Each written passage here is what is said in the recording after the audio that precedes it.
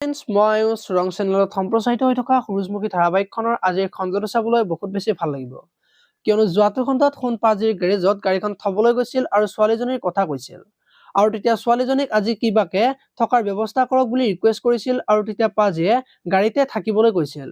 আৰু সেইখিনি সময়তে ত্ৰিদীপ আহিছিল আৰু ত্ৰিদীপে দেখি ইমান ৰাতি কি কৰি আছে বুলি সুধিছিল। আজিৰ খণ্ডটো ত্ৰিদীপে ইফাল সিফাল কৰি চাই থাকিব আৰু কি হৈছে বুলি সুধিব আৰু তেতিয়া একো হোৱা নাই গাড়ীখন থব আহিছে বুলি কব আৰু তেতিয়া গাড়ীৰ পিছফালে ত্ৰিদীপ যাব আৰু ছোৱালীজনীক দেখিব। এতিয়া বাৰু ত্ৰিদীপে সোণক ফচাব নেকি দেখিবলৈ পাব আজিৰ খণ্ডটোত।